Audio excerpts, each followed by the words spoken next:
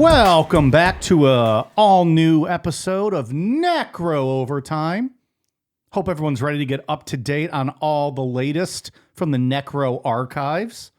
Well, full slate tonight, feel like. I like that intro. It's very nice. I just Really kind gets me pumped up. of freeballed it. A lot of times I have no plan for when we go live, and I just kind of go with whatever hits me. So One time you did like a Necro overtime, and I was going to pull that and put it on a soundboard, but I never got around to it. You actually like screamed that. That was really loud. That was. I had to lower that a lot. I might have been on some whiskey or something that night. Look, I backed myself into the corner with the bonus stuff, so I try not to do that. Make each intro unique on this one. I like it a lot. Sometimes it might be a little calmer. Sometimes it might be more excitement. Depends on the day of the week. Depends what you've had as far as intoxicating spirits and enter your body earlier in the day. Sure. I think it's a very fair statement. So anyways, it's been a while. Yeah, there hasn't really been too much to talk about in the way of OTs lately, but a couple of updates I thought that we should talk about tonight. Because we had told ourselves we're not going to do OT unless there's worthwhile shows. We're not just going to do them for the sake of doing them. Sure. And say, oh, so-and-so mentioned this one topic once in the media. Now we need to update everybody. When there's actual updates to stories we've covered, we're going to talk about them. Not looking to waste anyone's time. Right. Fucking rude. Especially mine. I don't want to do that. But I think the first biggest thing is like in the media, like documentaries and movies. You had a whole list over there. Yeah, there just seems to be a lot of movies and shows and things coming out based on past shows we've done. So I thought it'd be fun to talk about real quick. Let's get a quick update. So obviously the first one that we've been hearing from a lot of people is Nandor, Fodor, and Jeff the Talking Mongoose movie, which came out a couple months ago. I thought it was still being filmed. Like I didn't realize it's actually out. You can rent it already, right? Yeah, we'll be doing that tomorrow or maybe the next day. He was really upset before we went live. He looked up and he was like, "Oh fuck, this was already out." Like he was really upset at himself that he didn't watch this yet. It is a cast of nobody I've ever heard of. Well, Simon Pegg's in it. That's the voice. No, the British guy, like from Shaun. Oh, Shaun of the can I say that? Yeah. Yeah, I don't know him. The Shaun of the Dead guy. You say that like I've seen that movie. Yeah. Can you imagine he hasn't seen Shaun of the Dead? Is Shaun of the Dead like a scary movie version of Dawn of the Dead? Like they just mock it? Not exactly. Like this. Sort of. Yeah, I mean, he looks like the singer from Coldplay. Well, he's Nandor Fodor. Okay. Well, I'm excited to... I would watch this movie. Yeah, I'm looking forward to watching it. It's a nice little surprise, actually, because I thought it was still being filmed. So maybe we'll open up... I'll try to remember to make a note, or one of us. We won't. We'll start Randy Kraft Part 2 with your review of that movie. All right, we'll see. See if I remember to watch it. Everyone better listen to OT before then. We're going to forget to talk about it, but that's all right. It's cool. A for effort, though. Yeah, hey. We'll get there someday. We mean well. What else, Dave? The next thing I saw, it's called the Aerial Phenomenon, about the aerial school stuff in, what was it, Zimbabwe? Yeah. Is that the 90s? Is that the newest one that came out, the Netflix one? Yeah. That's a 4-part series. Is it 4-part? I don't know how many parts. What was it called? Aerial Phenomena. I thought it was just a full-length documentary. Yeah, that's the full length about. There's also one that just came out on Netflix. It was a 4-part series. I think it's just called Encounters, but they had one whole episode was dedicated to that case too. Oh yeah, I think that's right. Yeah, yeah. This is a specific full-length documentary about it. I watched that one. I've watched both of them. Okay, they're very good. One of the truly believable accounts that I can't just be explained away. John Mack from Harvard. Yeah, that was one of the cases he put his career on the line for. That was this year we covered that, right? Not too long ago. Yeah, that was recent. Like 2023 for sure. I don't remember. I think it was. It's all a blur, Mike. It's all a blur. Yeah. I think that might have been a Patreon episode too. I don't know. But that's the first time we introduced John Mack. Mm-hmm. It was actually a Sunday show we did in March of 2022, so I'm way the fuck off. And I just went along with what you were saying. Yeah. So. Well, and I tried to kayfabe like I remember doing that show, but I have no idea what we're talking about. So I should probably go back and re-listen as well. But March of 2022. Go back and check that one out. Check it out, then watch the documentary. That was when in broad daylight the kids saw the UFO land, and a being came out and communicated with all of them, mainly about the environment and what we were doing wrong to the planet. A cautionary tale. One that we have not paid attention to. No, we have not.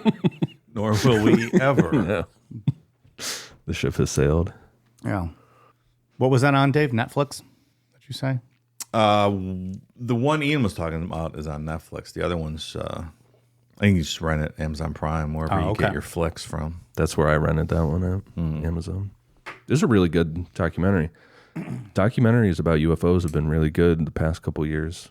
Got some like real quality stuff. Yeah, Putting out some bangers. well, it's typically the UFO documentaries look like they were shot in someone's basement and they're very low budget. But recently, since, You're like, come on, guys. Yeah. We're better than this. starting with Tom DeLonge's documentary in 2017, everything kind of got some money behind it now.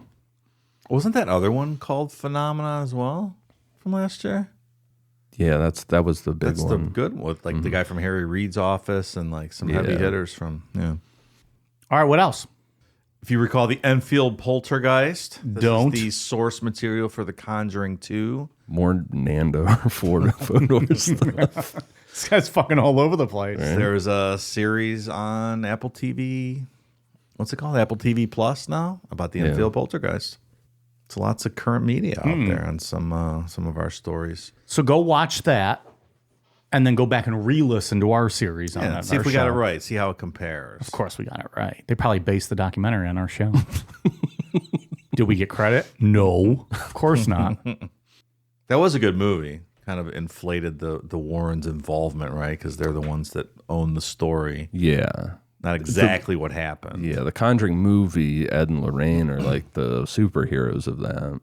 Do they not In reality, own... they did not even have a... They showed up for one day, tried to do the money thing, and they were told to get the fuck out. Somehow they got the rights to the story. Yeah. Do they not own the rights, though, to just about every movie that's ever come out representing the Warrens? Like, has a movie been made that has represented them in a negative light because they don't own it? Or do they, like, the movies get made because they own it and they have the name value? Like, they just own the story, like Amityville. But that's what I'm Horror, saying. Like, all that any stuff. of that stuff, like, those movies get made, they own it. Has there ever been a story that they've been a part of that they don't own? Like told from another perspective. Like, and when they're like, oh, yeah, these bumfucks showed up and it was terrible. Those hillbilly Or Warrens like, are here. or do they also have just kind of that in now with Hollywood where they're like, we have all these stories, so... Yeah, I'm not sure. That's a good question.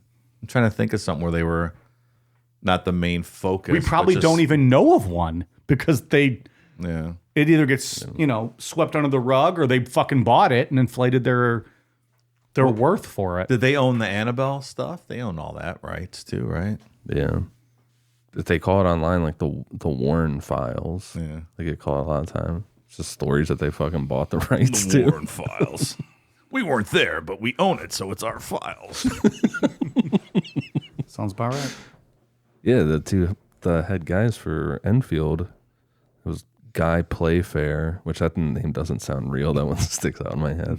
And then Nandor Fodor was a part of that. Yeah. Nandor. Nandor Fodor might be the coolest name we've ever said on this show.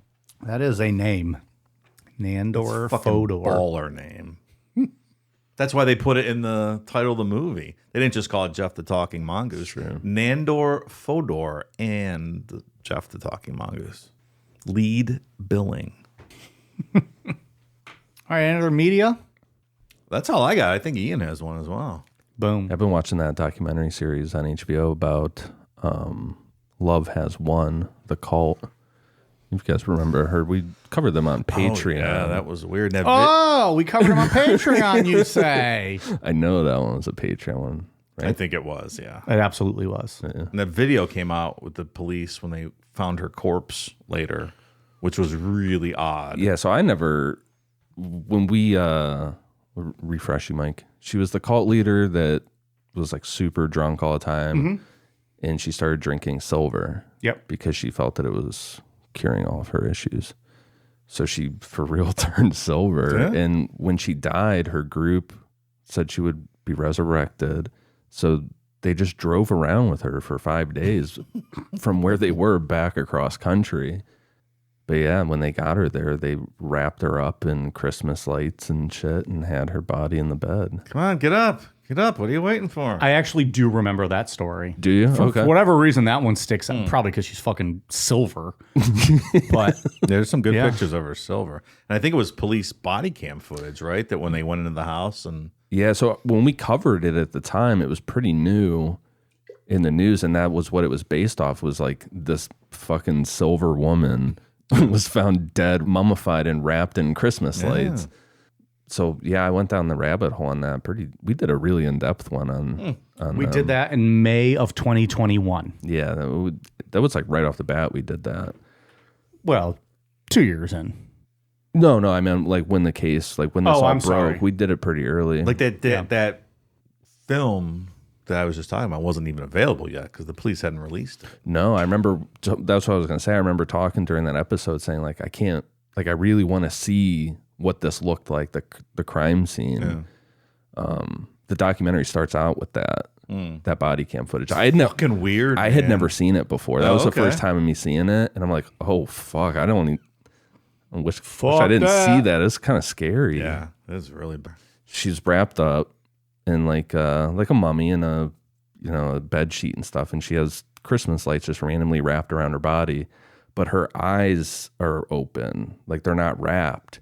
So you get a look at her eyes. Her nose is missing because she's a mummy, but her eyes are wide open and she's No, silver. Fuck that. No. It's terrifying. I don't want to see that. No. Nope. And that's in the documentary. It starts out. That's the first thing you see. That's a good way to open it. Well, to hear our takes on all of that, patreon.com/Necronomipod. We covered that a few years ago. Yeah. Before it was cool to cover that stuff. It wasn't cool back then? It was not. I'm not sure it's cool now, but Yeah, the last episode comes out tonight as we're recording this. Okay. I might have to watch that one. So I'll probably watch it tonight. and what is that on? HBO. HBO Max. Yeah. Or Max now, I think they call it. Max. But yeah, so I was watching, I'm like, oh yeah, I remember all this shit. It was like jogging my memory. The two girls that kind of took over, I got judged because I talked about white girls drinking Starbucks and stuff, and I was reprimanded for saying that. Well, there was one person that didn't like that comment at all. No. Was it true, though? They really do like their Starbucks. Well, the two that I was talking about did. Or do. It was a fair statement. All right, well, go check out all the past Necro content in the everyday media. Go back and listen to our episodes, too. See what you think. A lot going on out I there. think they pair nicely. Yeah. I'll stand by all of our past content. What else is in the news, Dave? Well, I found this story interesting. Florida judge shares new details surrounding Casey Anthony trial. Well, I have a boner, so might as well talk about this. Belvin Perry talks about managing a case that gained national attention. Belvin's Belvin's a cool name, right? I like Interesting name. Belvin. Judge Belvin Perry. Yeah, that's a distinguished name. Yeah. Belvin Perry. You don't forget that name. No, he drinks his bourbon neat. Oh, That's yeah. a dude. I That's think he's a Scotch guy, Belvin. he might be a Scotch guy. Either way, it's neat. And he sips it, and Oh, yeah. No ice cubes for he'll Dr. pontificate Belvin. for you. Over 12 years ago, Casey Anthony walked out of the Orange County Jail a free woman. Much of the country watched her murder trial play out on live TV, like Nancy Grace, including the moment the jury found her not guilty. But there were some things happening behind the scenes that you didn't see. Hey, can you repeat that last sentence? What the jury find her? Not guilty? Oh, Okay, lest anyone forget.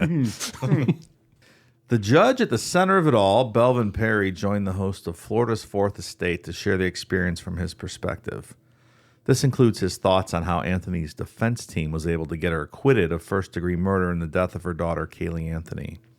Quote, Jose Baez, at the time, probably wasn't the sharpest person on the evidence code, but he was well prepared. Coming out of the gate there against Baez. And he did something that good lawyers do, Perry said. Once you determine the makeup of the 12 people in that jury, he tailored his case to fit them. It's just like a great football coach. You go into any game with a game plan, but you must make adjustments, and Baez made those adjustments, and he learned how to play the jury. I'll wait till the end. All right. I don't know where this is going to go. The jury was made up of 7 women and 5 men who had to be sequestered for the full length of the trial. That has to be awful. Yeah. Big You don't like get that you when don't get get TV, radio, phone. Like you're reading books and sitting in a hotel, right? And they bring you your meals. Yeah, I would not be happy. Are you allowed to order? Like I'd be like, yeah, I'll have the turkey club, French fries, and a bottle of Crown Royal. Yeah, you would have And that is what I want. every day. Yeah. And if I can't talk to anybody, I'm gonna get fucking blackout drunk, piss my pants, and go to sleep. Like any good juror would do. It's not very often that they do that, like a total blackout. I don't think, but some I think of it's these those big high ones, profile yeah. ones though. Like that would be terrible. Awful. I would love to sit on a jury, but not for that. Yeah, No, that trial lasted forever.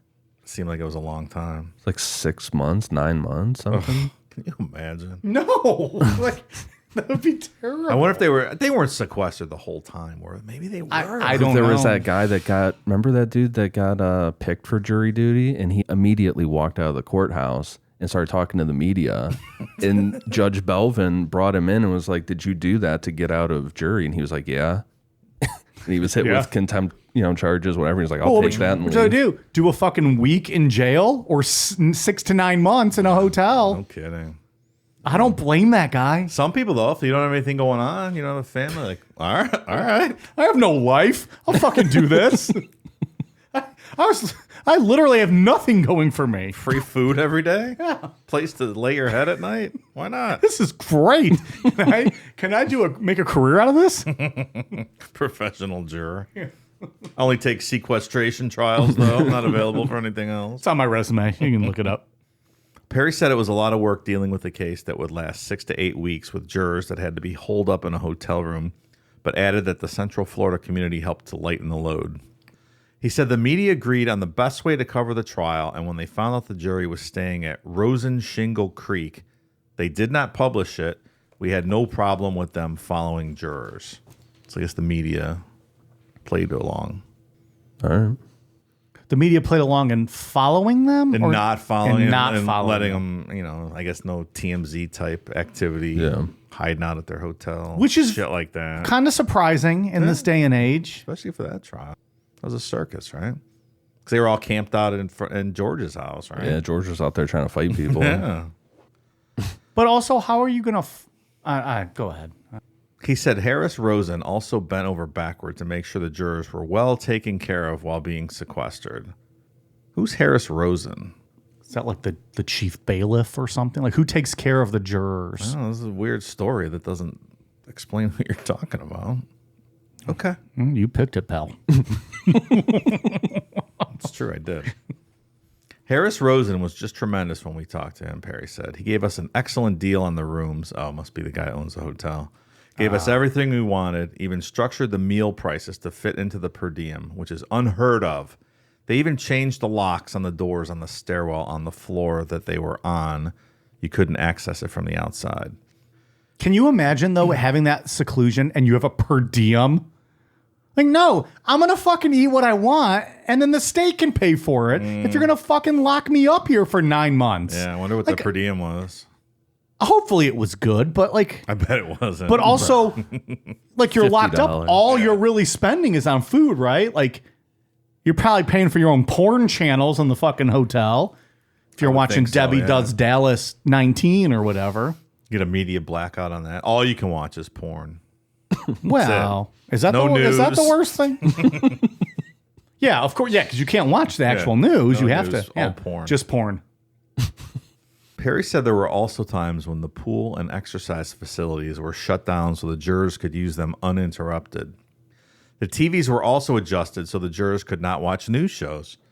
Towards the end of the trial, with so many people interested in the case, Perry said the jurors were down to only 3 channels they could watch. To better cater to the jury, Perry said each one was allowed to have 1 visitor on the weekends. They could come on Saturday afternoon. They just had to be out by midnight, Perry said. The judge had to deal with some fallout from the trial as well. That includes becoming what felt like an overnight celebrity. One day we got out of court, and for whatever reason, I went by Ross on Michigan, and I went in there, and I was looking for a picture frame, Perry said. That's a store, like kind of like Marshall's, I think, Ross. When I got home, my daughter called me. She said, Daddy, someone recorded you and Ross, and they posted it on Facebook. It didn't end there. Perry said people approached him about the case everywhere he went. Once, a group of people even started recording him while he was eating dinner. I had to stop going to the grocery store. If I did go eat, I had to eat at certain places where I could be left alone. I couldn't go anywhere, he said. Still, he said the trial was a great experience for himself and the community. Yeah, it's great. Yeah, sounds awesome. I think it opened up to the world how the judicial system works, Perry said. You got a chance to see firsthand. Most people didn't agree with the outcome of the case, but at least they saw what happened, and I think it is very important that courts that are open to the public, that the public gets to see firsthand. Nancy Grace got to see firsthand because the devil was dancing that night. Fucking plot. It's a little insight from the Casey Anthony judge. I do find those trials super interesting, like those trial of the century type cases. Just the process of how everything fits together. The behind the scenes is super fascinating. I couldn't imagine harassing a juror out in public just because like they're doing their civic duty of what they are supposed to be doing. If you can get a news scoop, I'm sure. But it sounded like these were just normal people, like just recording or approaching them or doing something. Oh, yeah. Somebody was just doing that to Casey at Disney, right? Someone just like snuck a picture that's a of her. little different than just a juror on the case. No, that was the judge, right? He was getting filmed. Melvin. Melvin? Oh, yeah. Well, he said he During became the a trial, celebrity. Yeah, he became a absolutely. celebrity. Yeah. He was at Ross, shopping for a picture frame. Yeah, let that guy buy his picture frame. Fuck off, man. Get out of here. This one's a picture frame. God damn. All right. Well, I think the last one we have to cover is the Menendez brothers, right? The last. Like massive trial that was a big public one. I think that's right. Yeah, So we did that's an interesting OJ. story, yeah. oh, for us to cover. Yeah. I'm thinking like you meant like Media Blitz. Oh no, I'm smoking weed, so I just like I come in half Yeah, conversation. you certainly did. I've been doing that a lot lately. The first third, he has a conversation with himself in his head, and then he starts mid-conversation. He did that the other exactly what day. He and I happened. were at a wrecking crew, and what did you bust out with? Like I was it was when the- me, you, and Just Brew Jared, and we were sitting there just talking, Jared and I, and you just came in with like half of a statement. Yeah, but out of nowhere, I was thinking about the polls with weed being legalized. I was like, is there any early polls? Like something about the polls closed. And everyone just looked at me like, what are you talking about? I'm not even sure it made that much sense. No, it because it was on election day, and I would have at least known that. Yeah, you came out with something that was like, yeah, what happened to that guy? And we were like, what the who? What are you talking What are about? you talking about? It's great. Good stuff. All right, you got one more? I do. So this is a story about the West Memphis Three. The Innocence Project files a brief supporting Damien Echols' DNA effort. I think the last time we talked about this, they had, was it the Arkansas Supreme Court had shut them down as far as doing some retesting on DNA? Yeah, and there was some stuff that was missing too.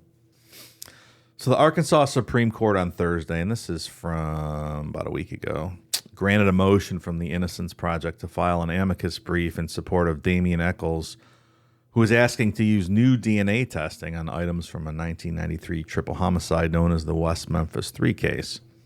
The brief was tendered October 23rd and filed into the court record on Thursday.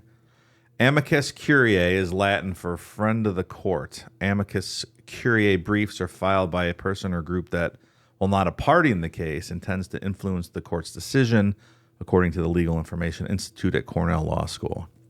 That's where Andy went. Ever heard of it? Echols wants new DNA testing technology to be used on sneaker laces from the 1993 slaying of 3 8-year-old boys, Christopher Byers, Stephen Branch, and Michael Moore in Crittenden County. Echols, Jason Baldwin, and Jesse Miskelly were convicted of those murders, and Echols was sentenced to death. But in 2011, with the possibility of new trials looming, the West Memphis Three were released from prison after taking an Alford plea. An Alford plea is a guilty plea entered by a criminal defendant who doesn't admit guilt but pleads guilty as part of a plea bargain. While maintaining their innocence, Eccles and Baldwin each pleaded guilty to 3 counts of first-degree murder, a lesser crime than the 3 counts of capital murder for which each man was convicted at trial. Also maintaining his innocence, Miskelly pleaded guilty to 1 count of first-degree murder and 2 counts of second-degree murder. Those are the same charges that a trial jury found Miskelly guilty of in 1994. The 3 were sentenced to the time they'd already served in prison and were given additional 10-year suspended sentences. Since taking the Alford pleas, the West Memphis Three have been trying to clear their names. No DNA evidence ever linked the defendants to the deaths, but Eccles believes new MVAC wet vacuum DNA testing could exonerate them. That technology wasn't available when the previous DNA testing was done. Eccles' attorneys petitioned Crittenden County Circuit Court on January 24, 2022, to permit MVAC wet vacuum DNA testing on sneaker laces that were used to hogtie the 3 boys.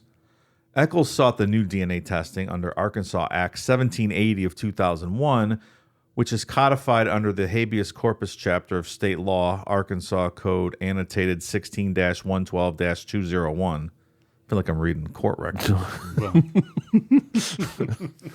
Habeas corpus is Latin for that you have the body. According to the Legal Information Institute, a writ of habeas corpus is used to bring a prisoner or other detainee before the court to determine if that person's imprisonment or detention is lawful. Crittenden County Circuit Judge Tanya Alexander denied Eccles' request in June 2022, stating that he wasn't entitled to the evidence examination, even if it could clear him, because state law only allows incarcerated people the opportunity to seek new evidence testing. Eccles appealed to the state Supreme Court. The Innocence Project disagreed with Alexander's ruling that Act 1780 only pertains to people who are incarcerated. Quote, the Act contains no such requirement. Imposing one would deny wrongfully convicted individuals access to DNA testing that could conclusively establish their innocence, according to the Innocence Project's 32-page brief. The Circuit Court overemphasized the location of the Act's codification over its plain language. Post-conviction testing is fundamentally different from habeas and governed by a self-contained subsection that provides unique remedies and procedures available in traditional habeas. DNA technology has advanced significantly since the Act's passage in 2001, according to the Innocence Project. Quote, and this case perfectly captures how the Act should work. Years after Eccles' conviction, scientific advancements have begun to provide answers in the case, begging for them, according to the brief.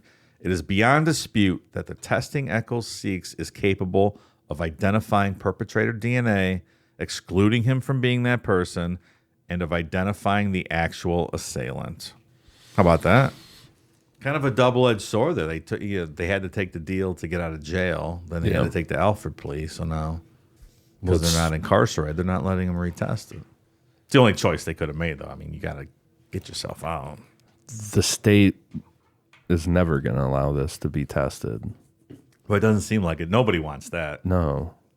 That's why they had to do the Alford plea. Yeah. Because the state doesn't want them to be able to sue. Like, they have nothing. They couldn't file a wrongful conviction suit or anything against the state now. No.